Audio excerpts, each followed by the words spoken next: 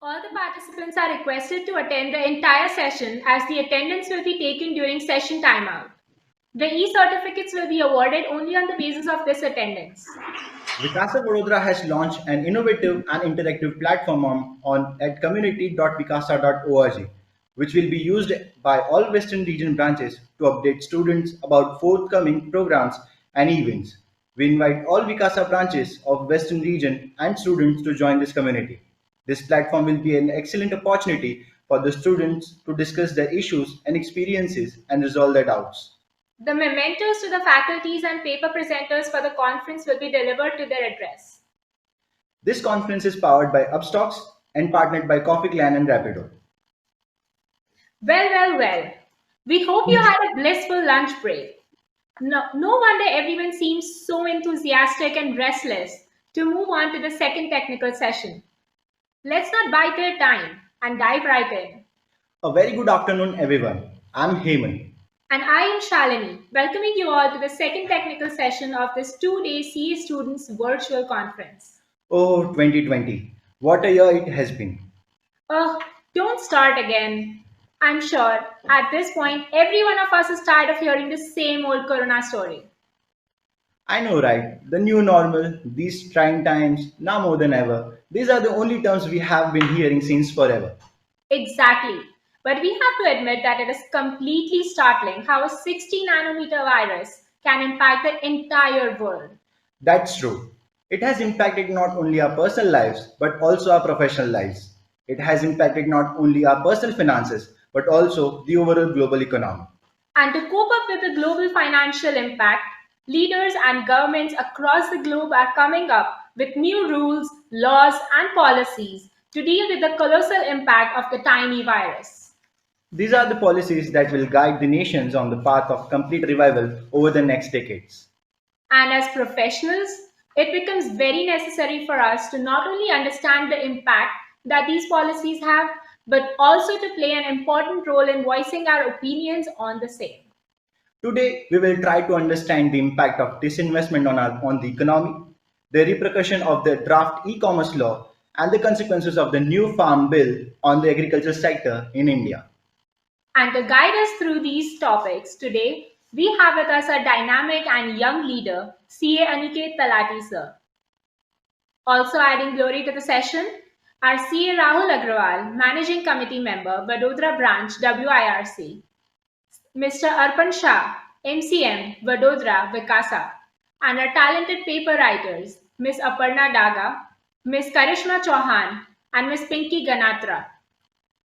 I request CA Rahul Agarwal sir for his opening remarks.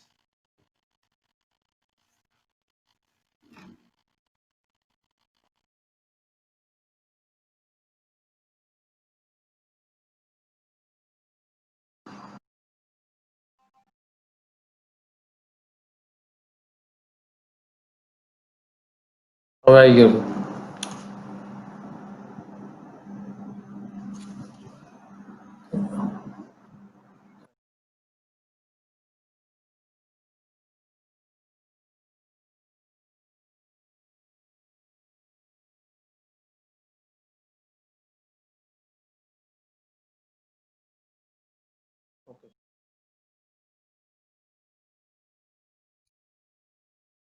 Mosi? Yes, sir, you are audible. Yeah. Is it my opening remark now? Sorry, I have some connection issue. Yes. Should I start my opening remarks? Yes, Yes, sir. sir. Thank you, MOC. Good evening, good afternoon, friends, for post-lunch technical session number 2. First of all, I welcome C. Aniket Talati sir, Central Council member and session chairman. Topic for this technical session are very interesting and different from our routine topics. Let us discuss the impact of disinvestment, e-commerce law, and new farmers bill with the help of our session chairman and paper presenters. Happy learning. Back to you, MOC. Thank you, sir. The secret of success is to do the common things uncommonly well. Overcoming the setbacks posed by COVID 19 and with a better late than never attitude. This event was organized to ensure that our CA students not be deprived of the opportunity to enhance their knowledge and build network, be it virtually. Today, we feel honored to have with us the esteemed CA Aniket Talati sir as the session chairman. He has made our fraternity proud by his distinguished work in numerous capacities. CA Aniket Talati sir is a practicing chartered accountant since March 2009 as a partner in Talati and Talati Chartered Accountants. He held the position as the Secretary and Treasurer of the Ahmedabad branch of WIRC and Chairman of the Direct and Indirect Tax Committee in 2012-13. In 2013-14, he was elected as the Vice Chairman of the Ahmedabad branch, Chairman of Sports and Cultural Committee, Website and IT Committee, and of the Infrastructure Committee. He was elected as one of the youngest ever chairmen of Ahmedabad branch of ICAI in 2014. We welcome you, sir. We have three very talented paper presenters for the session. On impact of disinvestment on economy, we have Ms. Aparna Daga from Rajasthan. On impact of the draft e-commerce law will be presented by Ms. Karishma Chauhan from Noida, and Ms. Pinky Ganatra from Mumbai will be presenting on impact of new farm bill on agricultural sector in India.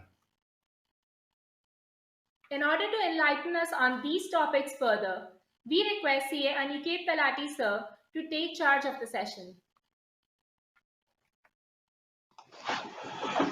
Well, thank you very much to the two young and dynamic MOCs. I think you've been doing a fantastic job ever since the morning. I had the pleasure to be with you in the morning session, and I think great to see the students who are actually the main reasons why this conference is organized. I always say this: it is of the students, by the students, and for the students. And I'm glad to see today that these two wonderful MOCs who are anchoring this session, even in the inaugural and throughout the day, with such confidence, they are able to channel us through the sessions, mention about the importance of this conference, and most importantly, with always a smile on their face, take us through this afternoon, and I'm sure over the 2 days. So thank you very much for the wonderful introduction to my two young dear friends. Thank you once again to Vinod Bhai, to Rahul Bhai, who's present here, to the branch chairman and the entire managing committee team for inviting me and for having me as a session chairman for this second technical session. I also congratulate all the three paper presenters who've been selected today, who are going to be sharing their views on three very diverse but yet interlinked topics of disinvestment on economy, the impact of e-commerce laws that are being drafted, including on digital data protection, and also finally the new farms bill on agriculture sector. Very, very important. You are all seeing in the newspapers, in all the medias, it may be social media, print, digital media. Even right now as we speak, the Honorable Prime Minister just a few minutes ago has addressed the nation and has shared his views on why these bills, in the view of the government, are very important. Of course, there are certain farmers who are there in the national capital obstructing and trying to make their point and object to these bills. I believe that is truly the essence and beauty of democracy. So we shouldn't look at it as something as an obstruction, but it is more of people trying to come and express their views. And I'm sure an amicable solution, which is agreeable to the government, which is agreeable to the farmers, will be found. So thank you for having these three important topics, and more importantly to the organizers for thinking of a topic on policy impact.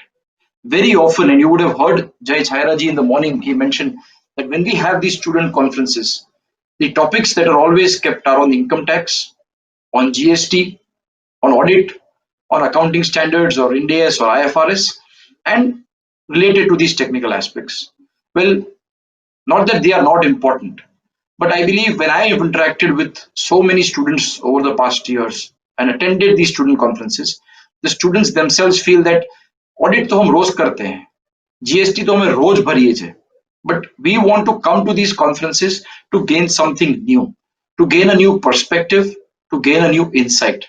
And very important that the team of Vikasa, led by Vinod Bhai and the entire managing committee of Baroda, the members and the students, have thought of this beautiful structure. And I'm not saying it just because I'm here and Baroda has invited me. all the topics that the entire young team has put up. It may be the vision of 2047 when India completes 100 years of independence. Where do you want the profession to be? The other topics that you've discussed on artificial intelligence, which is going to in fact shape our economy, shape our profession more importantly. We may not realize it now, but if C offices are no longer smart, I don't think we will be able to survive even in the next decade, leave alone 2047. And then the topics that talk about investment strategy, equity research, because equity will go all along. We're looking at the markets at an all-time high, and when India is aiming for a $5 trillion economy, these are going to be important barometers. So glad to see that you do not have any topics which you anyways deal in your day-to-day life of doing articleship or wherever you are working post articleship also. You are highly engaged in audit. You are putting your best to upgrade yourself to the IFRS converged Ind AS. You are compliant with your audit standards and all the academic material. But policy impact, the session that has been given for today, very, very important. And why do I say that, my dear young friends? You look at the cabinet of our Honorable Prime Minister Narendra Modi ji, and you will find one of the key ministers who is heading the very important portfolio of railways, who is heading the very important portfolio of commerce and industry. And today, when we are discussing the agricultural sector, yes, there is a minister for agriculture, but after the agriculture produces harvested, it goes for food processing, and that also is with our chartered accountant member, none other than CA Piyush Goyal, who is a member of the cabinet, a very important minister in the government. And what does it reflect? Yes, kudos to him on his individual capacity, but as a profession, I believe we can take pride that one of our own members, our own chartered accountant, has been able to reach the echelons of policy making. In fact, he has also presented a budget and served as the finance minister of the country. Therefore, my dear young friends and colleagues, sky is the limit for all of us as chartered accountants, especially all of you who are young and dynamic, who have the spirit that not just focus on accounting, auditing, GST, and income tax, which I'm sure you will excel at because I'm confident that our course curriculum, our practical exposure makes us the best at all of these areas. But policy making is something which you all can definitely excel at. And I say it because of my numerous interactions and the opportunity I have got at the central council level to interact with all the ministries, with all the important ministers and others in the North Block and elsewhere. You will be surprised to know that though there may be senior ministers and other IAS officers who are there, to each of these ministers, for example, the Ministry of Finance or other important ministers, there is some chartered accountant who is working at the back end, who is giving all the technical input required to the ministry and more importantly to the minister on the financial implications of everything that they are doing. And therefore, the role of chartered accountants, though in 1949 when the profession was established, was always restricted and thought of as an accountant. What did that mean? It meant writing the books of accounts, more importantly, expressing an opinion on financial statements as auditors. It evolved to tax auditors, to GST auditors. But now, when you, after becoming a chartered accountant, will have a 360-degree review of different industries, of having done your articleship of in after qualification working in different industries, you would have understood the pain points, the needs, the necessities of what these businesses require. We as chartered accountants are the best solution providers for the problems that the country faces. And therefore, when we are talking today of next decade policy impact, the important policies that the government is bringing up has tabled not only in the parliament but also promulgated through various ordinances and otherwise, they have laid out in their vision plan. We as chartered accountants have a very, very important role in policy formulation, and then comes the role of us in the implementation, monitoring of these policy impact. Let me start by giving you a very small example of how chartered accountants are impacting policy. Today you had the Honorable President address you, Atul Gupta ji, on the topic of having the right aptitude, that is the skill sets, but more importantly, having the right kind of attitude towards work, towards the nation, towards your clients, towards the country. And then you will have the altitude to surmount and have reached the pinnacles. He just did not mention this as a saying, but in fact, under his leadership, when he was merely a council member and then a board member of Accounting Research Foundation, which is a Section 8 company incorporated by the institute, which does research work. We were given the onerous task of converting the single entry accounts of railways into double entry and then making it accrual basis accounting. So the double entry was done. The accrual part of bringing the entire railways balance sheet on an accrual basis, moving from cash system to accrual basis system, was done.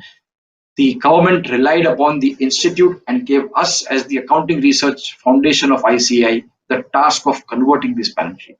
And I'm so glad and proud to share with you that yes, our chartered accountant members, our fraternity stood up. It was chartered accountant firms, CA members, and more importantly, articles like you who took upon themselves to visit various depots, various other locations of railways.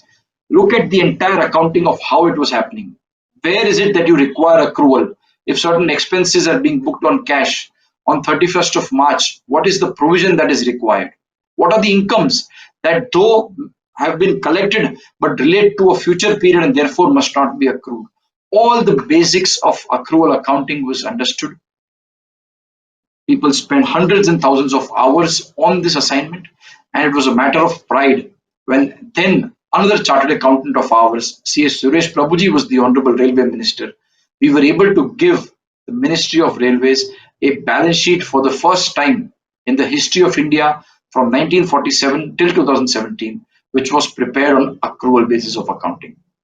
This, my dear colleagues, is the impact that chartered accountants can have, not just on clients, not just on the society, but on the entire nation. It was this one important step that we took, which has convinced the governments, besides our role as a partner in nation building over the past 70 years, that we are truly the people who can not only help in implementation of policy, but in designing of policy. And therefore, it may be the new act of GST, it may be the amendments of income tax. It may be any changes that are coming in any tax laws. It is the chartered accountants who are always consulted. It is your institute which is always at the forefront to ensure that any policy matter that the government has to enroll, has to make sure that gets implemented. The chartered accountants are consulted and their help is sought from the beginning of the policy making, that is structuring of the policy, then second in the implementation of it, and finally the monitoring of the policy. So three very important roles that we as chartered accountants can play. Drafting of the policy, like I mentioned, it begins at the small level where you can give suggestions to the government. You can also assist and aid various other ministries in your professional capacity. And like I mentioned, finally, certain ministers in our government who are themselves qualified chartered accountants are able to develop policy. For development of policy, the next step comes of the implementation of these policies. There again, chartered accountants have a great role to play. Let's look at GST, for example. The law was prepared, all the states and the central government came together, had a constitutional amendment to ensure that GST could be impacted and implemented. But on 1st July, when this was launched by the Honorable Prime Minister of 2017, at midnight, 12 o'clock, he was at the Parliament to launch this program, this new tax law. But in the evening, he visited the Institute of Chartered Accountants India's CA Day event and very clearly mentioned that it is the role of chartered accountants which is going to be critical in implementation of this huge policy change. He mentioned that it is the signature of chartered accountants which is going to be more important than that of the Honorable Prime Minister, because our signature, your signature when you qualify, is going to be holding true not just in Baroda or wherever which city you are attending from, but it will also be applicable. It will also hold authority in the entire country, ranging right from Srinagar to Kanyakumari and from Gujarat to the easternmost parts of the country. That is the importance of the course, my dear colleagues, that you are doing. That is the kind of impact that you can have. And none other than the Honorable Prime Minister has confirmed and shared his vision and thoughts that your signature is valid across the country. Your signature is going to be more important than that of the Prime Minister. And therefore, I say this to all of you, young budding professionals.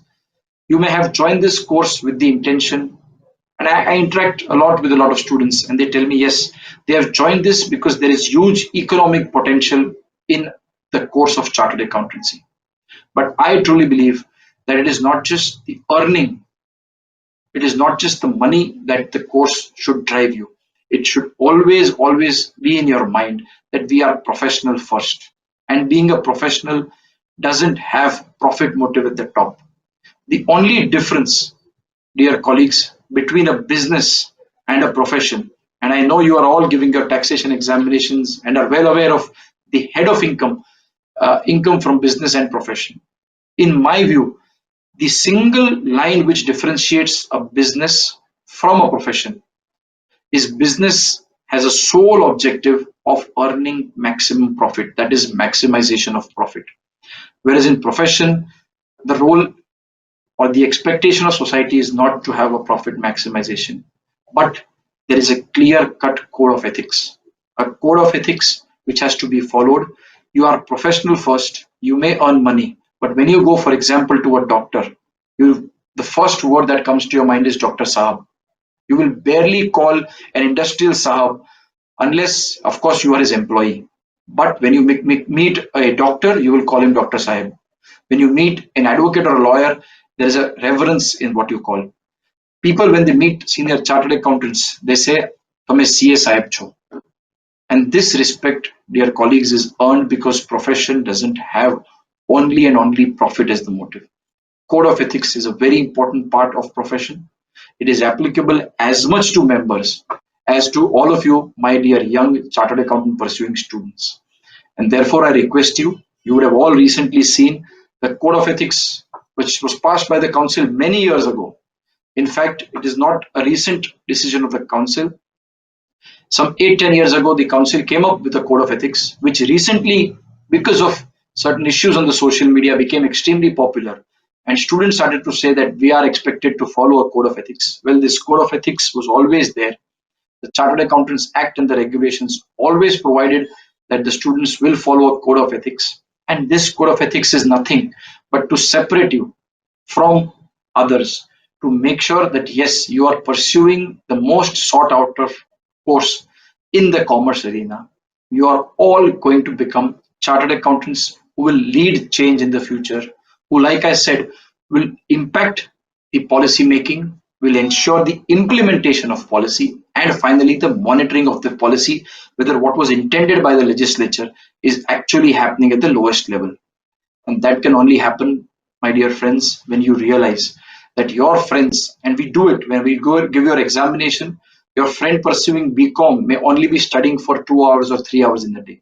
But for chartered accountancy, we are all putting so many hours in a day because we want to clear this examination. We understand that the expectation is high. When the expectation for the examination is high, believe me, friends, the expectation of society is also very high. You cannot, like any other member, be expected to be doing certain things which, if you're not in the profession, you would be doing. Similarly, as CA students, I would request and urge you. You may be engaging in social media. You have all the right within the constitution to express yourself. But always remember, the society is looking at you from the eyes of a professional. It is not that just because you're given the chartered accountancy degree, overnight the perception of your friends, your family, your colleagues will change. It is your conduct throughout your articleship, throughout the entire tenure of your pursuing the CA course, that your people around you have to see you and view you differently. And that can only happen when in all walks of life, you start behaving like a chartered accountant. I say this, that a chartered accountant is known by his dress, address, and dash. And what do I mean by dress, address, and dash? It is how you dress yourself, how you carry yourself as a professional is very important. I give this example quite often. Let's say you are going and moving around in a two-wheeler with your friend or a colleague or a loved one. And God forbid, there was a small accident that was to happen. And the person, your loved one who was with you, gets injured. You immediately rush him to the closest hospital. You go to the hospital, you are taken to the operation theater. The person there at the reception says, Don't worry, we have the best doctor who did his undergraduation from Oxford, master's in Harvard, and then a specialization in Stanford. He is also a doctor from Ames. Fantastic surgeon, don't worry. As soon as your friend is put on the stretcher, you see a gentleman walking out. He's wearing a white t-shirt with tattoos. He has these jeans with the patches on them. He's putting on red colored headphones and comes and says, Yo, I'm going to do the operation. Put a heart to your hand and tell me, will you hand over your loved one, the person who is so close to you, to this doctor? Answer your conscience, you can answer in the chat. Will you be comfortable handing over your loved one to such a doctor? And remember, mind well, he's done his entire medical from Stanford, Harvard, Oxford, and Ames. Yes, Satvik is saying, no, I will not hand over. There are so many others. Prakhar Jain is saying, never ever. So when so many of you generally saying never, all of you are saying that you will not hand over your loved one to such a doctor. You will not hand over the health of your loved one to somebody who doesn't appear professional, because a doctor in your mind is always somebody who's wearing the apron or the white or the green that they are known for. And nowadays they are actually wearing the PPE kit with the mask and the gloves and everything else. That is your perception of doctor. When you cannot hand over your own loved one's physical health to somebody who does not appear to be a doctor, how will somebody hand over his financial health to you when you do not appear to be a chartered accountant? Ask this question to yourself, and you will realize it is not important. I'm not saying wear a suit and wear a tie all the time, but at least dress professional. Your address, that is how you are addressing others and where you are perceiving. Your workspace must be there. When somebody comes, there's a pile of paper on my desk. It is not somebody will say you're working very hard. They will say you're inefficient. Keep your desk in a manner which shows that your address, your location of work is extremely professional. And dash means your dashing personality, which you can develop by attending sessions like this, by coming to student conferences. People say that the course of institute is long distance, where I'm only connected with the institute while I'm paying the fees and giving the examination. It's not that. It is in programs and events like this where I said in the beginning, this is by the students, for the students, and of the students. It is done, organized totally by Vikasa under leadership of Vinod Bhai and the entire Vikasa team. It is being participated by all of you young budding students who I'm sure in the coming days are going to be qualified chartered accountants and professionals. And the participation of paper presenters is also of CA students. It is through these events that you can get the opportunity to expand your horizon, to understand that not just academics, but many other things are important for you to become a successful professional in the future. And I'm saying this with my personal experience, dear friends. I'm glad that today we have Minesh, Karishma, Pinky, and Mehul, who are all present here, who are all students and part of this delegation and this session. Why? And Aparna, of course, who's going to also be presenting a paper. My dear friends, not long ago, in fact, only 15 years ago, I was one of them. I had presented a paper in one of these national conferences. I eventually was also part of Vikasa, started organizing events, then moved on to the managing committee of Ahmedabad branch. Like Vinod Bhai, was very involved in organizing student conference, became the chairman, moved to the regional council, and today I have been given the opportunity to address all of you as a central council member. And why I'm saying it is because if I can do it, I am sure all the participants who are here, who are listening to me, who are attending this session, will also have this firm belief that you also one day will definitely, believe me, have achieved in your life a level where you will be invited and be sought after in all of these national conferences to come and address and deliver your experience. But for that, like I mentioned, it's extremely important you realize your responsibility. You are not just a student, you are a student pursuing a professional course. With that attitude, if you are moving forward, I am sure that sky is going to be the limit. The session, the theme of this entire program is to have the aptitude, but more importantly, the attitude to scale the altitude which is unimaginable. I am sure all of you will have an excellent session. You will have great thoughts from these three paper presenters on the disinvestment, which is a very important target. You will all be aware that in the budget, the target was set of 2.1 lakh crores of disinvestment. Due to COVID, of course, we are not going to achieve that target, but we will hear the views of the paper presenter on what is the importance of disinvestment, why the government wants to disinvest from its own public sector entities. There's a very old saying which says, the government has no business to be in business. And it is with that motive that the disinvestment policy is continuing. The e-commerce law, when all of us today are on this virtual mode, I am in Ahmedabad, you may be in Baroda or other parts of the country, but we are still able to interact. You are ordering all your items through e-commerce. It may be even the smallest things of getting your modules or study material from the institute. Erstwhile, we had to go to the branches and collect the entire set of books, put it in our bike, scooter, or two-wheeler or car, and bring it home. Now, with the click of a button using your coupons, you're able to use the institute's CDS portal and get these online. The entire mechanism, the way of doing work has changed, not just at the institute, like I mentioned in the morning, of registering for articles, for completion of articles, for enrolling as a members, for your GMCS, ITT, everything is now online. Similarly, your every single requirement is being met online. It may be through these payment portals, it may be through the wallets that have emerged, or all these e-commerce players who are willing to sell anything and everything under the sun on the portal and are delivered to you as a prime member within 24 hours at your doorstep. And the farm bill, which is also going to change the entire demographics of our country, where farmers will no longer only be selling it through the APMCs or the mandis, but will be able to gain the entire market where they will be able to sell in a free and fair manner. That is the importance of policy making. The impact that these policy changes is going to have is huge. My only request to all of you once again will be, you are doing your articles, you are all pursuing articleship. It is an extraordinary opportunity for you. There are certain things which nobody in the world will ever tell you. If you go and ask your best friend, there are two MOCs sitting next to each other, but they will not be able to ask the other person, what is your father doing? What is his income? What is his GP ratio? You will never be able to ask even your best friend. But think the opportunity articleship is providing to you at the cost of your employer, your principal, who is enabling you to get 3 years of training. You can go and ask a third person who is not your relative, what is your GP? What is your NP ratio? What is the business? Why are you purchasing at this rate? Why are you selling at this rate? Why are you having such a payment policy? And if you're doing internal audit, you can give them suggestions on these topics.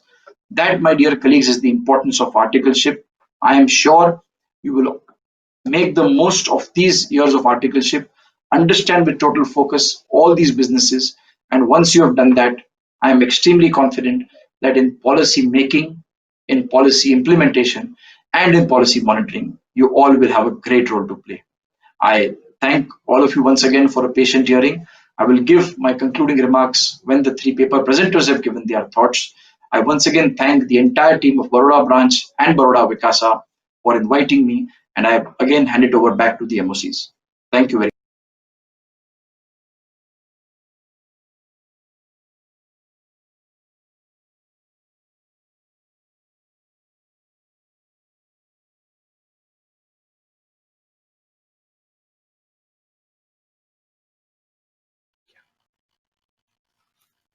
Thank you so much, sir. We Shall we start with the paper presentation? Yes, I was told after 40 minutes, so I think we can start with the paper presenters, and then I will. So, First, we have with us Ms. Aparna Daga to present on impact of disinvestment on economy.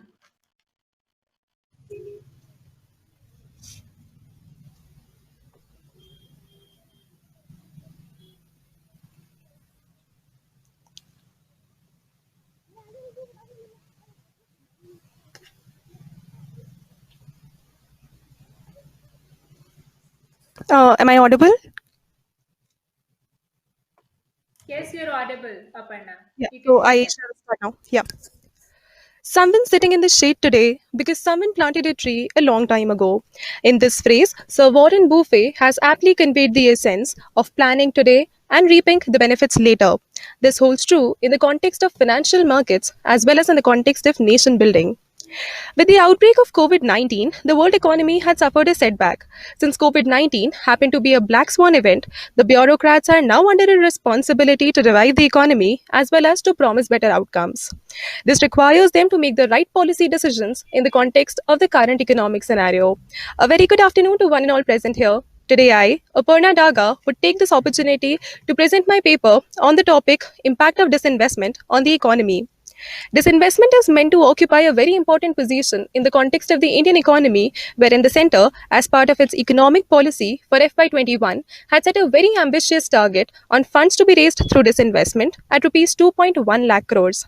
In fact, the Confederation of Indian Industry, as part of its recommendations for Union Budget FY22, has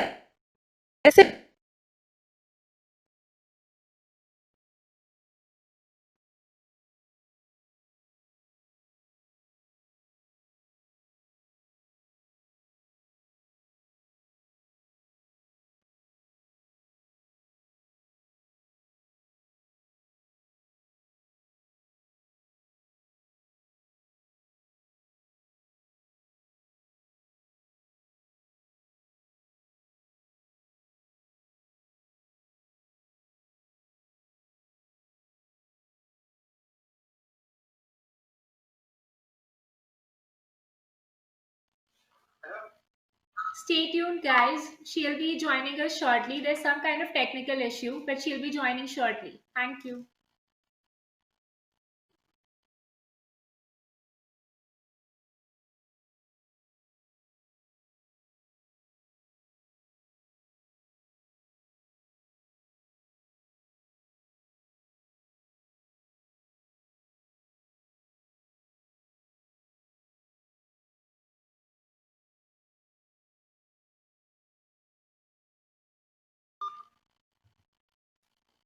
Vikasa Baroda has launched an innovative and interactive platform at community.vikasa.org, which will be used by all Western region branches to update Uh, students. sorry to interrupt, Shalini.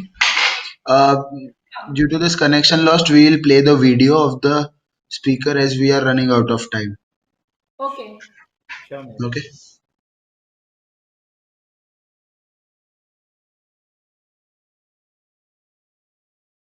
Someone sitting in the shade today because someone planted a tree a long time ago.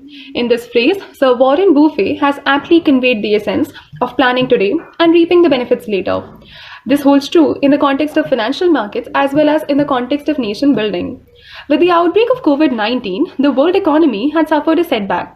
Since COVID 19 happened to be a black swan event, the bureaucrats are now under a responsibility to revive the economy as well as to promise better outcomes. This requires the bureaucrats to take the right policy decisions in the context of the current economic scenario. Good morning to one and all present here. Today, I, Aparna Daga, would like to take this opportunity to present this paper on the topic The Impact of Disinvestment on the Economy. Disinvestment happens to occupy a very important position in the Indian economy, wherein the centre, as part of its economic policy for FY21, had set a very ambitious target on funds to be raised through disinvestment at rupees 2.1 lakh crores. In fact, the Confederation of the Indian Industry, as part of its recommendations for Union Budget 2022, has suggested the government to go for aggressive disinvestment of both loss-making public sector undertakings as well as a few of the profit-making enterprises as well. Accordingly, it is in this context that I will be presenting this paper, wherein we will be specifically talking about the meaning of disinvestment, the types and the objectives of disinvestment. Further, we would be talking about the major issues or the areas of concern which are raised by the process of disinvestment and the possible solutions to the same.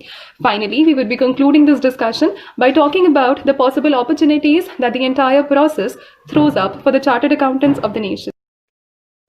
Accordingly, we now begin with the meaning of disinvestment. Disinvestment means sale or liquidation of assets by the government, usually central and state public sector enterprises, projects, or other fixed assets. The government undertakes disinvestment for a variety of reasons, which can be strategic, political, or environmental. If we talk about the disinvestment policy of Government of India, it was on December 10, 1999 that the Department of Disinvestment was set up as a separate department under the Ministry of Finance, being later renamed as DIPAM, that is the Department of Investment and Public Asset Management, to handle all disinvestment related works for the government. Now we talk about the objectives of disinvestment. The prima facie objective of disinvestment is to raise revenue, which can be utilized to reduce the fiscal deficit, or it can also be meant for improving the operational efficiency of the individual enterprises, that is, in a way to reduce the sick public sector undertakings. It can also be meant for the purpose of depoliticizing the non essential services as well as for promoting competition in the market, thereby overall helping to generate a better environment for investment. Now we have the three main types of disinvestment. The first one being minority disinvestment, wherein the government at the end of it retains a majority stake in the company that is greater than 51%, thereby ensuring management control. Example can be the disinvestment of Rural Electrification Corporation Limited, NTPC Limited, etc. Number two is majority disinvestment, wherein post disinvestment, the government retains a minority stake in the company. Example would be the sale of modern foods to Hindustan Lever Limited. The third one is complete privatization, which is also a form of majority disinvestment, wherein 100% control of the company is passed on to the buyer. We now move on to the background of disinvestment, that is the history of disinvestment. Here it is important to understand that right from independence, the public sector undertakings have been considered as major instruments of state intervention in economic activities in developing economies in order to build a self-reliant state-led economy. In fact, for the initial 4 decades right after independence, the path of development pursued by India assumed public sector as a forerunner, that is the engine of India's growth. This was also the time when private investment of a substantial magnitude was scarce and timid, and the core PSUs kickstarted India's economy and provided a robust framework. However, during the period from 1981 to 91, India virtually embraced bankruptcy. The reason were obvious. The performance of public sector was far below expectations, being characterized by red tapeism, low capacity utilization, and bureaucratic controls. The change came about in the year 1991-92 when 31 PSUs were disinvested for some 1,000 crores. Since then, disinvestment has become an almost regular feature of union governments. The government selects the disinvestment candidates based upon various factors such as the existing governmental stake in the company, the private sector's interest in ownership of that particular enterprise, as well as the expected value realization. We now talk about the impact of disinvestment on the economy. In order to understand the same, I have taken the assistance of a particular case study regarding disinvestment of VSNL, that is Videsh Sanchar Nigam Limited. So VSNL was incorporated as a PSU in the year 1986. It was the world's largest international wholesale carrier and had a reserve of rupees 4,500 crores. However, it failed to utilize the same properly because of the lethargic decision-making process, and accordingly, the government went ahead with the process of disinvestment of the entity. The disinvestment process began in the year 1992 and was divided into three phases. They were number one, the offloading of shares to domestic investors, number two, the offloading of shares in the international market, and number three, strategic sale, wherein the government had chosen the Tata Group as its strategic partner. After disinvestment, the acquisition of equity by Tatas, the government share had fallen to 26%, while the Tata Group had 45%. The end result was that a sluggish government run company was altered into a dynamic entity and a competent participant in the market. Now we talk about the overall impact of disinvestment on the economy from several perspectives. So first is from the perspective of the enterprise, there is an increase or enhancement in the enterprise's efficiency. This is because it ensures the presence of professionalism in the working of these enterprises being governed by professional people guided by market mechanism instead of being under the supervision of bureaucrats. Number two is restructuring of loss-making units. That is, disinvestment leads to a decrease in the number of sick public sector enterprises. This is because the strategic buyer generally brings about a new management, technology, or investment for the growth of such companies and ensures their development. Number three is the impact on government's revenue. The government's revenue is often affected directly by the process of disinvestment. This is because, on one hand, there is a reduction in the government's annual revenue from these entities in the form of dividends. On the other hand, the government has a one-time increase in revenue which can be utilized to reduce the fiscal burden on the exchequer or for other asset creation. Next is investment by government in long-term goals. The government often utilizes the money which is gained by disinvestment by investment into health and education. Disinvestment funds can also be utilized for financing large-scale infrastructure development, which has a long-term multiplier effect for the economy. Next, we talk about the impact on the labor forces. As a result of privatization, the workers are forced to shift from the public sector to the private sector. This means a transfer of secured, well salaried government jobs to ill salaried, insecure private jobs for the workers. This becomes a matter of concern. The last is reduction in fiscal deficit. Where the disinvestment proceeds are used by the government to reduce the fiscal deficit, it is again a matter of concern. Now we talk about the impact of disinvestment in the post COVID 19 economic scenario. Here, it is important to understand that COVID 19 raises the need for a new approach towards the public sector, specifically strategic sectors such as healthcare, which are of vital importance to public health. Here, it is important to understand the contradiction which is raised by the scenario. On one hand, disinvestment plans become more important for the government because it needs more revenue, because the expenditure increases and revenues fall amid pandemic. On the other hand, the pandemic raises concerns over the ongoing privatization and highlights the need for substantial public investment and subsidies within the economy, especially for the healthcare sector. This needs to be rightly addressed.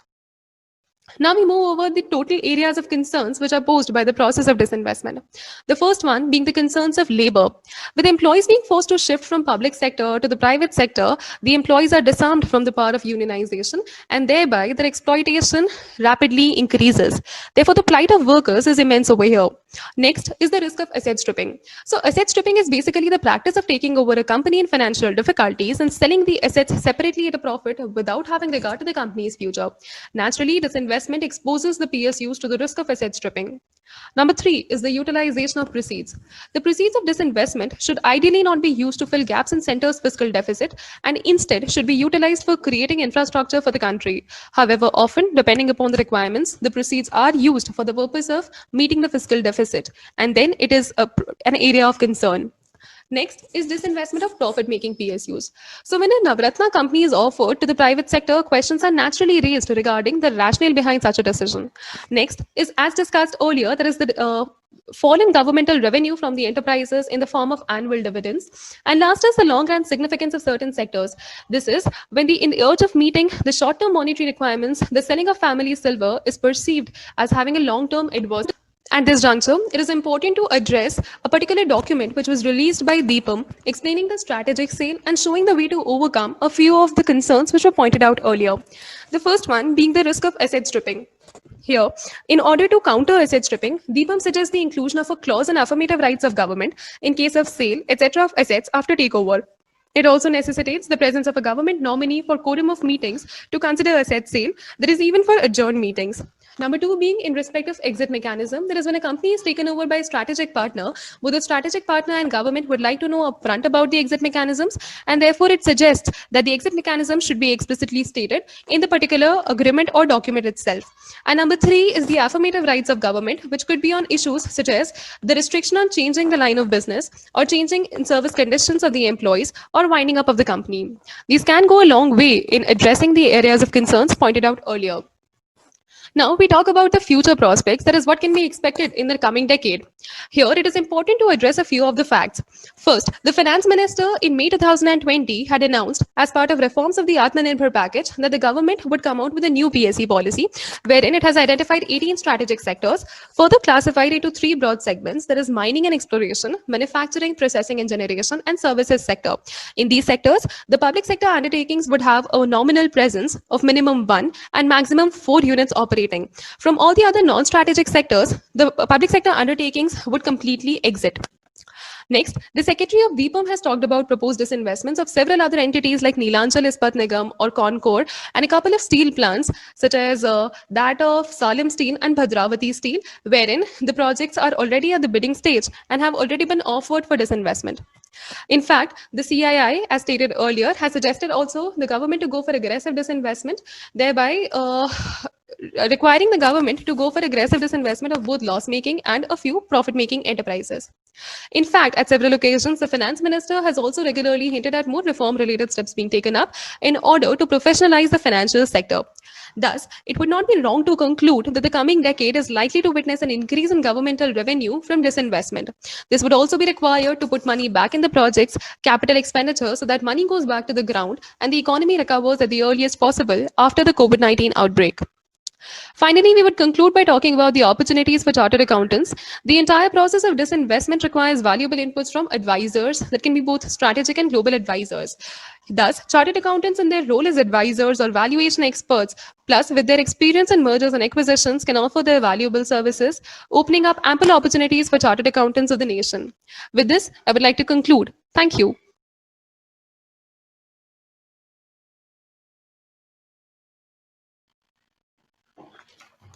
Thank you, Aparna. We now request Ms. Karishma Chauhan to present her paper on impact of draft e-commerce law.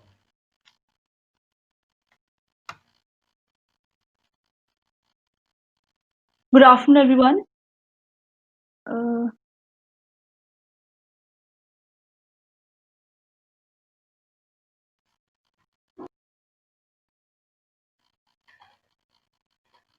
Yes, Karishma, go ahead. Good afternoon, everyone. I'm Karishma Chauhan presenting my paper on the topic Impact of Draft E-commerce Laws. So, in the layman language, e-commerce means buying and selling of goods or services using internet and transfer of money and data to execute these transactions. Now, these transactions could be B2B transactions or B2B transactions or between the C2B transaction, that is between the consumer and the business entity, or between the consumers only, that is C2C transactions. Now, coming on to the e-commerce industry in India, India is one of the fastest growing e-commerce market in the world and is expected to reach around $200 billion by 2026. It is now this much of this growth has been triggered by the increase in the internet usage and the penetration of the smartphone in our country. We can see like the Amazon, the Big Basket have been the largest supermarket and the e-commerce platforms in India. Moreover, if we see, then the retail e-commerce sales has increased from 16.2 billion in 2016 to 46.05 billion in 2019. Now, coming on to the market size, this market, as I mentioned earlier, the market size is expected to be around 200 billion by 2026. Now, this is because of the penetration of the internet and your smartphone usage. The India has been able to make among the top 20 countries by very fastest in terms of smartphone usage. Moreover, they have there is shipment has increased by 8%, and also, I'm sorry.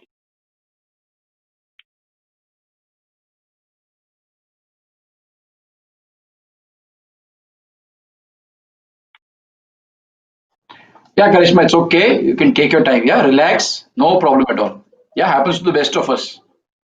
Have some Can water I and we just can restart. Yeah, yeah, I please start just have again. some water, please, please. I'm sorry, I'm sorry. I'll Sure, just please. Go ahead, have some water, and then you can start again.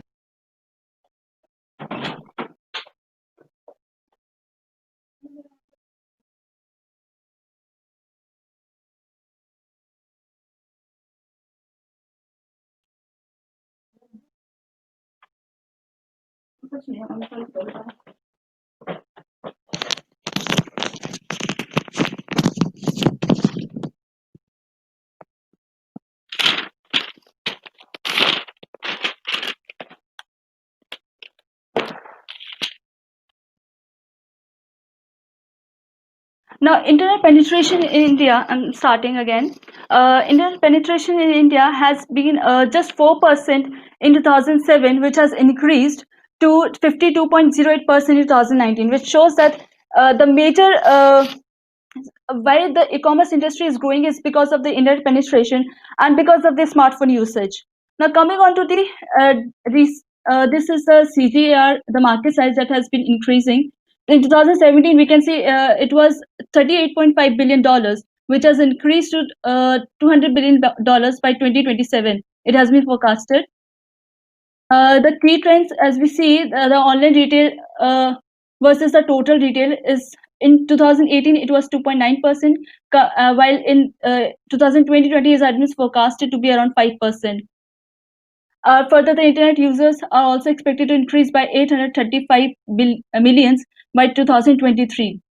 Now, coming on to the developments in the e-commerce industry in India, there has been many acquisitions or by in the e-commerce sector, like the Reliance industry, they have acquired a netmeds. Further, Amazon, they have acquired they've acquired future group. Also the CV, they have been able to attract more fundings in the recent for the expansion. So this shows that the e-commerce industry is something which is here to stay and will in longer run support will be very much contributing to the economy of our country and to the world as well. Now coming on to the significance of e-commerce in the COVID period and its impact. The pandemic has been a huge opportunity for the e-commerce players, and this can be seen that their sales is expected to increase by 40% in 2020 as compared to the 23% in 2019. This is because that now the people are shifting in order to avoid the unnecessary movement. They're shifting from online stores to the offline stores to online stores, and moreover, there have been increase in registration on the platforms like Amazon, around 50 to 60%. Therefore, thus the India's e-commerce industry has witnessed the growth of around 31% for the third quarter, which has ended in September, as compared to the previous year. Now, this is something. This graph shows that how the COVID has led to the jump in the online shoppers, which was 110 million in 2018 to 160 million in 2020. The online penetration has also increased from the total retail spend, which was in 2018 was only 2.6%, has increased to 5% in 2020. Now, why there is a need for e-commerce laws? The e-commerce industry is basically driven by data and technology. The person having data will obviously rule the market, and therefore it is necessary to have control over the data that we have. India is the world's second largest populated country in the world, and therefore have the potential to generate the most useful commercial data that would be useful for the e-commerce sectors and to have capture the market and the e-commerce players. Further, the e-commerce market, they work on two models. The first one is the inventory model, and the second one is marketplace model. In marketplace model, what happens is that the seller and the buyer, they come on the e-commerce platform, and the seller gets them to register on the e-commerce platform. They sell their products from that platform, and the buyer, they access this platform through the application and buy the products. Here, the e-commerce platforms like Amazon, Flipkart, they're just acting as a mediator and they're doing nothing else. However, in the inventory model, what happens is this e-commerce market, the e-commerce platforms, they actually have their own company and they sell their company's product on the e-commerce platform, and therefore they are being able to offer heavy discounts. And because of this heavy discount, what is happening is that the small retailers and MSMEs, they are not able to sell their products in this highly competitive market. And because of this, the monopoly is being created by these few handful of companies which are offering heavy discounts and capturing the market. Therefore, there's a need to have the policy which regulate the cross-border transfer data, cross-border data flow. They regulate this unhealthy competition, and and so that the competition is being competition is among is it takes place in a healthy environment. Now, coming on to the highlights of the e-commerce laws. Before the highlights of the e-commerce laws, I would the e-commerce definition the government has has widened it, which includes your buying, selling, marketing, distribution, or providing the access to the goods, including the digital products, and they have and also for a price. Now, draft e-commerce policies basically focuses on 5 major areas, which are your data, exports, consumer protection, fair competition, and rural e-commerce. Now, coming on to the data, the government has given utmost importance to the data here, because the government has mandated that the data which is generated in India through the Indian activities has to be stored in India, and if any category data has been stored outside India, in that case, it is compulsory that such company has to carry out the comprehensive periodic audit, and that audit has to be conducted by only the Indian entity. Further, if any law enforcement agencies they require any data in India, in that case, that data would be provided to them within 72 hours, and also if any company fails to maintain data as required, they would be liable to pay the fines and penalties. Further, if any e-commerce firm is storing any non-personal data, then they have to first take the permission of the government. After that only, and they have to store the data after providing the reasons why they are storing it, for what purpose they are storing it, and where they are going to store this data that they are collecting. Now, coming on to the exports, the government of India is basically aiming to promote the exports through the e-commerce platforms. For this, they're setting up the e-commerce export promotion cells and export promotion policies for MSMEs, and they're creating the logistics infrastructure using the India Post. Further, they have for the goods that are being imported into India or being exported outside India, it is mandatory that such products should specify the country of origin and the value addition that is being made in India. Now, coming on to the next topic that has been discussed in the commerce law is customer protection. So the customer protection, they are provided. There has to be the customer protection that has to be complaints has to be placed on with the clear timelines, including on the websites. Further, the firms must provide equal importance to all the products and the services. There has to be a fair competition among the there has to be fair competition among the players of the e-commerce market, and therefore the government will settle the ministry which would look after this, and so that no discriminatory practices take place. Now, other guidelines are that there has to be the app that are available for downloading. They have to be registered in India only, and moreover, they have all the details of the sellers and the buyers has to be only the sellers has to be there on the e-commerce platform. Now, the basic aim of the e-commerce law is to protect the customers, to create a healthier competitive environment, and to have promote the digital India and make in India policies. Now, the impact that would have e-commerce policy in the coming days is the marketplace, that is the e-commerce platforms, they cannot buy more than 25% from the single vendor.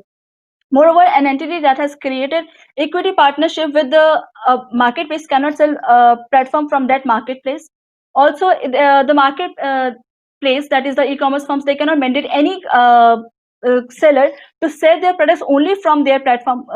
Moreover, they cannot offer the heavy discounts, and also they have to provide the compliance report to the RBI every year. Now, this has created some roadblocks for the traditional e-commerce players, which is that they cannot no more mandate any seller to sell the products from their website only. And further, they cannot like earlier, they cannot offer the heavy discounts and capture the market, and have and there is limited on the discounting.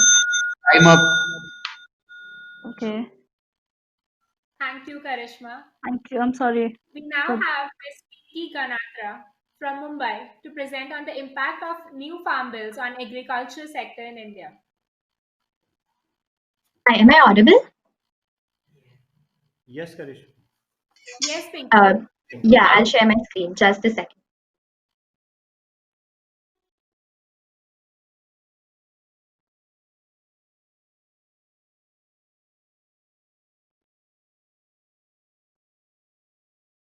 A very warm good afternoon to everybody attending the conference. My name is Pinky Ganatra, and the topic of my research paper analysis is the farms bills and its impact on the agricultural sector. Now we know that farmers account for over 60% of India's population and contribute to over 16% of its GDP. The small and marginal farmers account for 85% of the total farming population. As per Census 2011, 52% of the rural agricultural households were reported to be under very heavy debt. Now, since Census 2011, the annual income of rural agricultural households has witnessed only a marginal increase. As per sources, in 2016, the average farming income stood at 1,07,172 per annum. What is alarmingly shocking is that top 10% of the agricultural households account for more than 50% of the cultivation of our country. Now, the laws of our country have remained long very stagnant, awaiting reforms when we talk about the farming sector. The states have time and again found ways to overregulate this sector through their pricing policies, infrastructure arrangements, and trade laws. Now, in order to curb these issues, the Center in September 2020 came up with three farms bills. These bills aim to provide for contract farming, allow farmers to sell their produce outside the APMC mandis, and deregulate certain crops from the ambit of essential commodities list under the Essential Commodities Act of 1955. Now, the center claims that these bills are extremely visionary in intent. They are necessary in order to establish a smooth buying selling mechanism which will offer farmers better prices.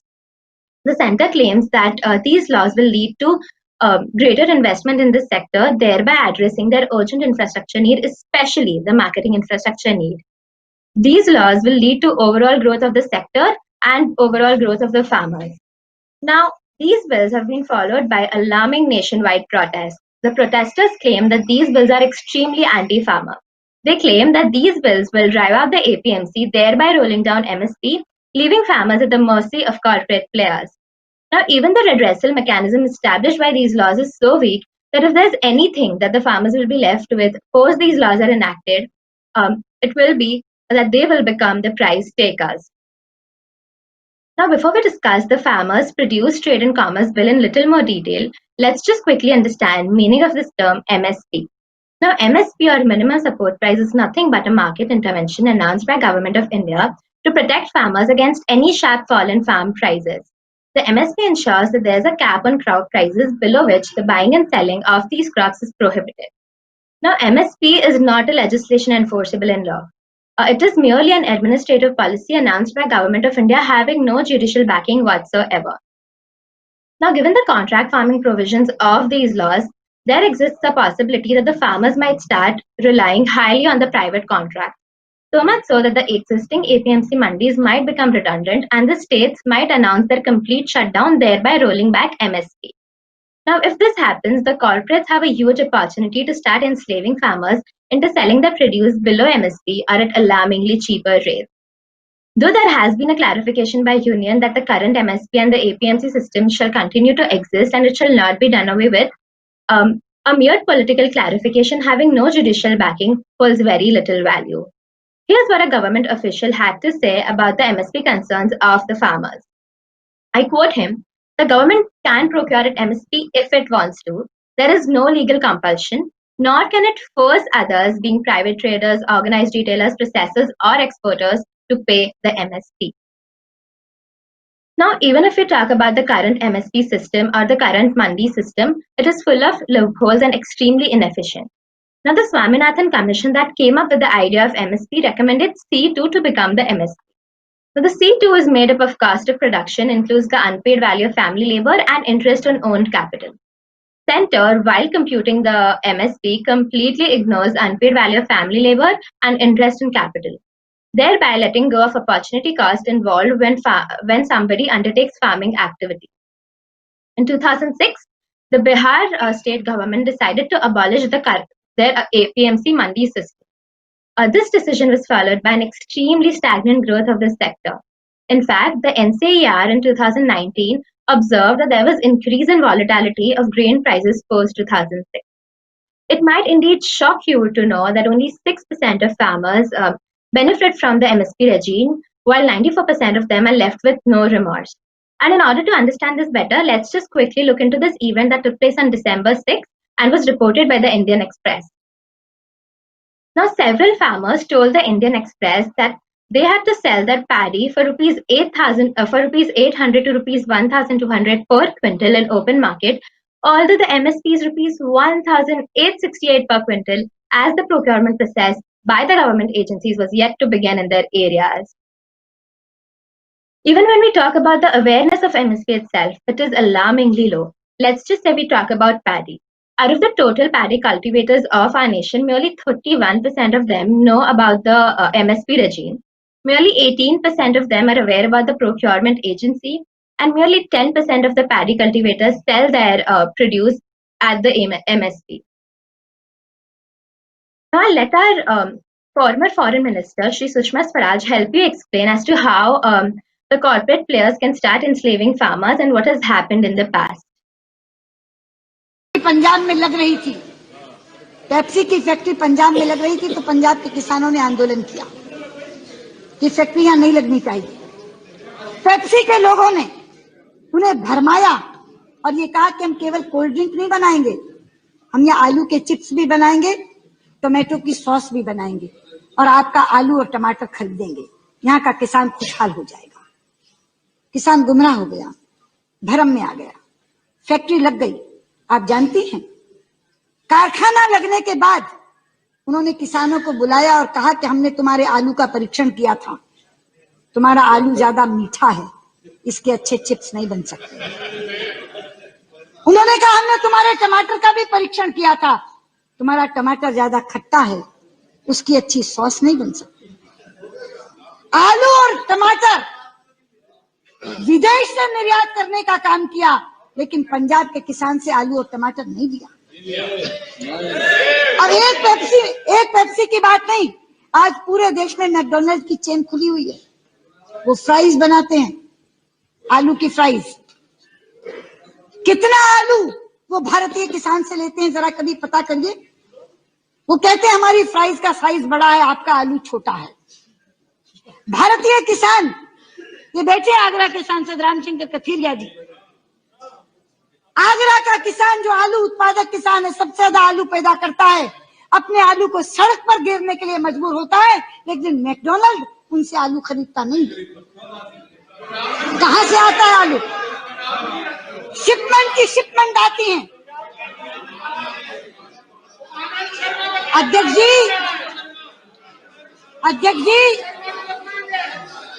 एक minute. अध्यक्ष जी, जहाज भरकर आते हैं आलू के, shipments आते हैं विदेशों से, जहाज भरकर आते हैं और उनकी फ्राइज बनाते हैं वो, क्योंकि वो कहते हैं कि हमारी फ्राइज का स्टैंडर्ड बड़ा है, आपका आलू छोटा है। खरीदेंगे तो दाम देंगे ना, और अगर खरीदने का समझौता भी कर लेंगे अध्यक्ष जी, तो एक चीज की खराबी पर पूरी की पूरी खेप वापस कर देंगे। मैं आनंद शर्मा जी को कहना चाहती हूँ, सेब की जगह से आते हो ना, बहुत बड़ी अच्छी क्वालिटी का सेब पैदा होता है, लेकिन तो भी जब आजादपुर मंडी में आता है, कभी ना कभी एक सेब कभी दब जाता है, कभी गल जाता है। यहाँ का व्यापारी उस एक सेब को निकालकर बाकी बेच देता है। अरे जिस पेटी का सेब गलेगा वो केवल वो पेटी वापस नहीं करेंगे, ट्रक का ट्रक लौटा देंगे।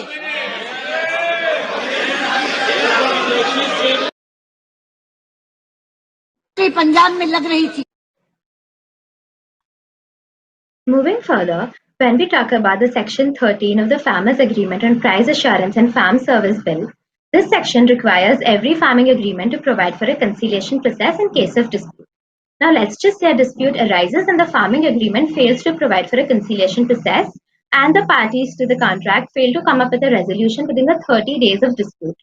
In this case, the parties to the contract can approach the concerned SDM and collectors. So now the matters that were previously dealt with by the civil courts will be looked into by SDM and collectors, both of which are members of executive and not judiciary. We know about the PepsiCo versus Farmers case of 2019.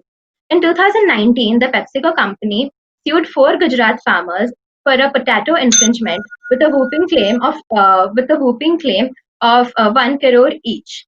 Right. So this is how these farmers can be enslaved. The farmers then had to approach the judiciary and had to tell them that it was indeed an innocent infringement, and the farmers did not know anything about the special potatoes cultivated by the company.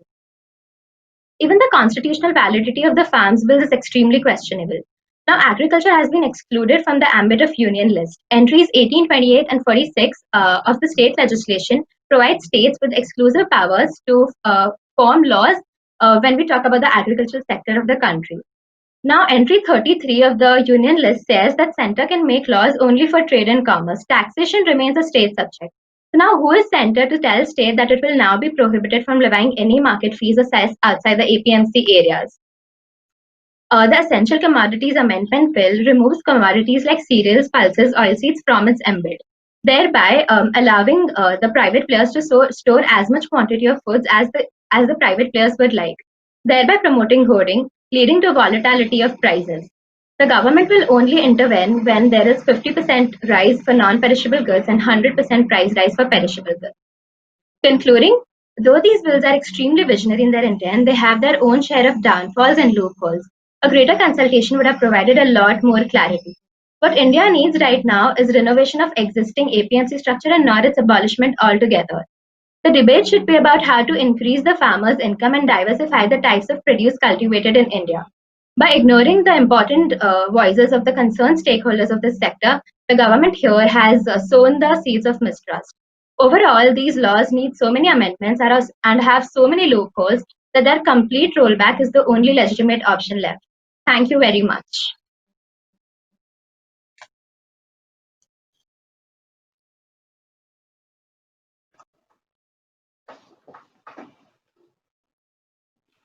Thank you, Pinky.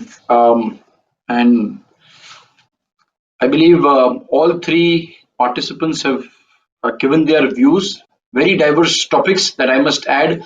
Generally, when we are speaking on these sessions, they are all in some matters interrelated and interlinked.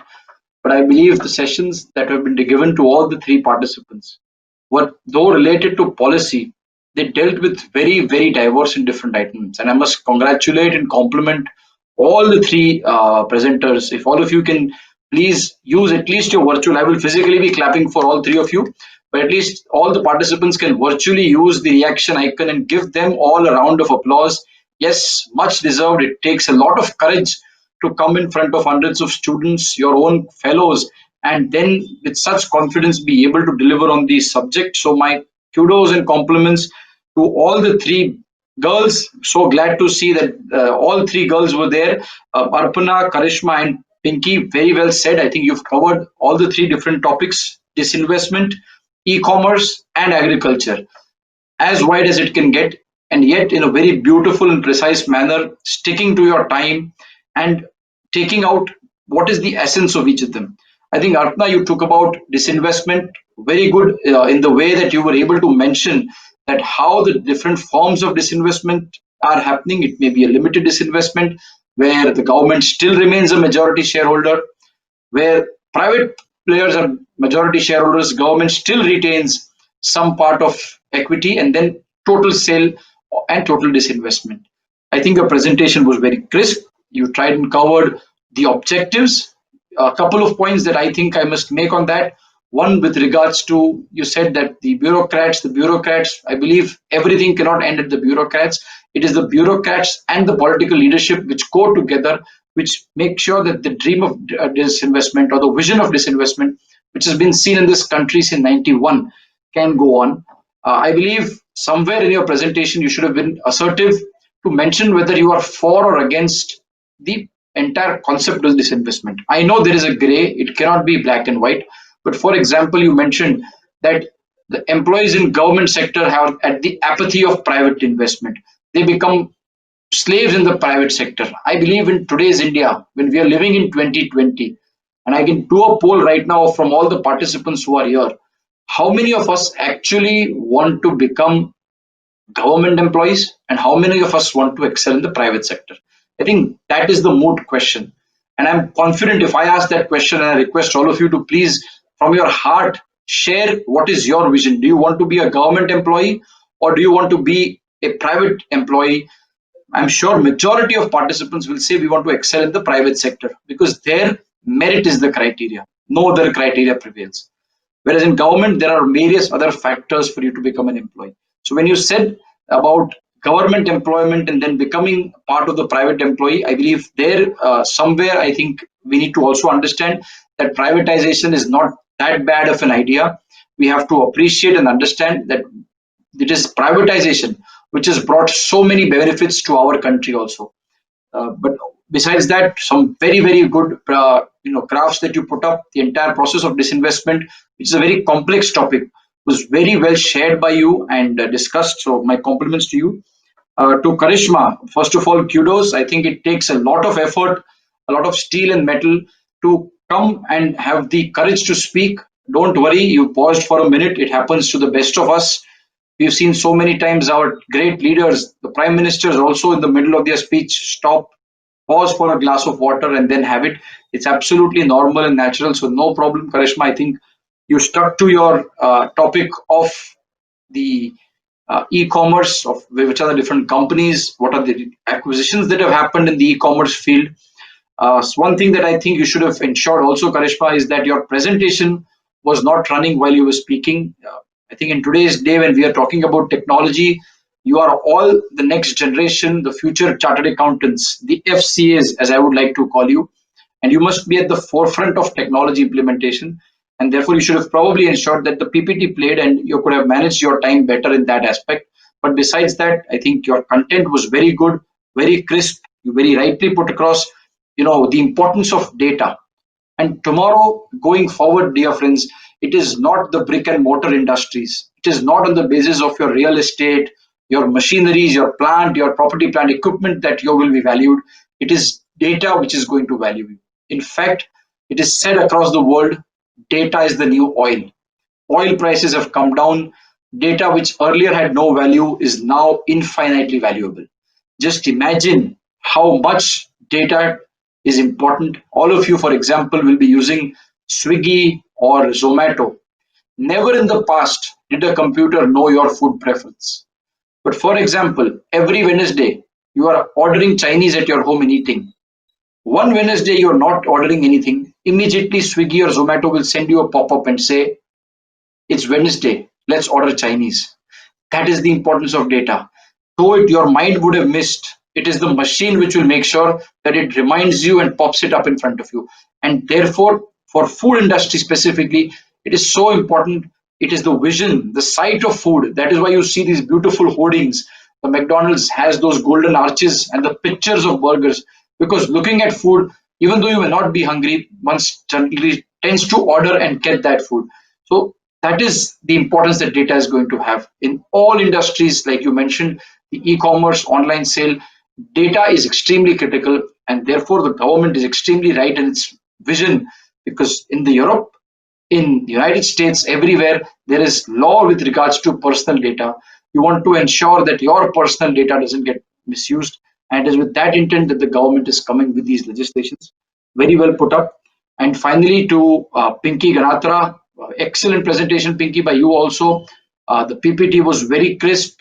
The idea of having a video embedded in the PPT, I think, made the whole presentation extremely interactive and also engaging for all the persons who were listening.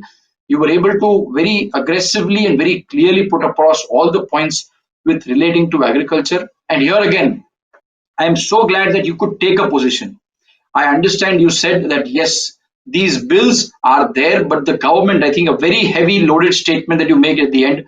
I don't know how many of the participants caught it, but in her view, the government will have to roll back these proposed legislations because of all the troubles that she highlighted in her presentation. And I think some valid points, some excellent points that you raised in your presentation. The only flip side, and I think here you must also look at the other side of the proposition.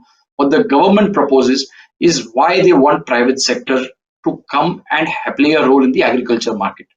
And I will merge your topic with that of Arpana, who talked about disinvestment. And she gave the example of VSNL. You are all young and you've all grown up in the world of Vodafone, Idea, and Airtel. You probably have not used the services of BSNL, which Vinod Bhai, myself, and all of us were used to. To get a connection used to take days. The data, the call speed, the call drops were unimaginable. Today, there are hundreds of participants who are watching this in the comfort of their phone, and it is only possible because private sector players have entered and they have been able to give data at such a cheap price. So it is not that private sector is always bad, but yes, very valid points raised on your presentation, and I feel you've done excellent research on this topic. So my kudos to you, to Karishma and Arpana, all three of you who've given excellent thoughts.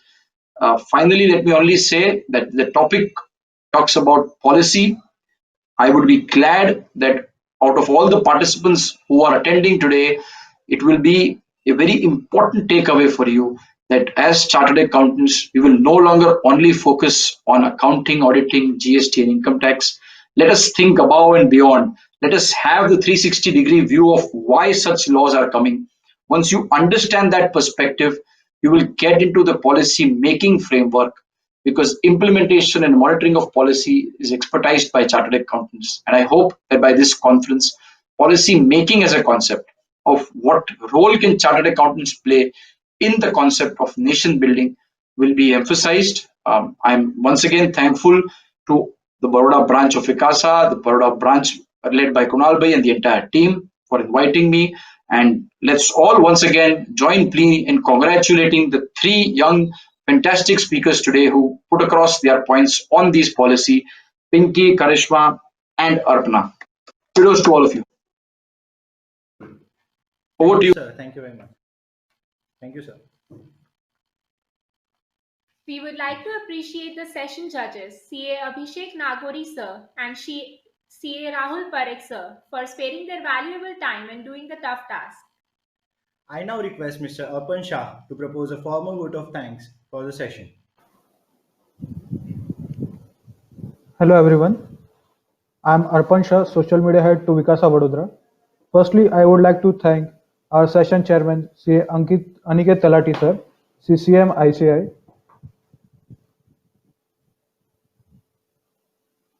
I would also like to thank our session judge, CA Abhishek Nagori sir and CA Rahul Parekh sir for giving their unbiased attitude to the paper presenters. Net slow चल रही है। अभिषेक sir तो है ही नहीं।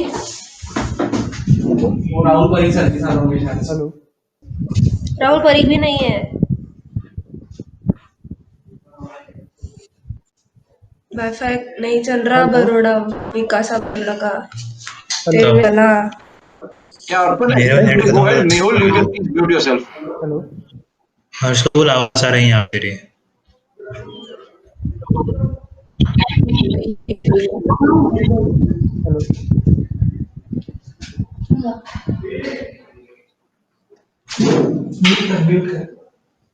Hello, hello. Okay. I would Yeah, Arpan, continue. I would also like to thank our session judges, C. Abhishek Nagori sir and C. Rahul Parekh sir, for giving their unbiased attitude to the paper presenters. Thank you, C. Rahul Agrawal, Managing Committee Member of Vadodara branch of WIRC of ICI, for the opening remarks. Congratulations to all the paper presenters for presenting their wonderful papers. I also thank all the paper writers for submitting their resourceful insights, for being a part of this conference. Thank you, dear audience, for being such an attentive being as yourself. Thank you. Thank you, Arpan. Next coming up is the motivational session, From Being to Becoming. Stay tuned. Thank you, everybody, and thank you, Vinod Bhai, once again. Glad that the MOCs you've been able to finish on time. Let's try and keep to the clock on schedule, and great going by the entire team. Thank you. Thank you, sir. Thank you so much, sir.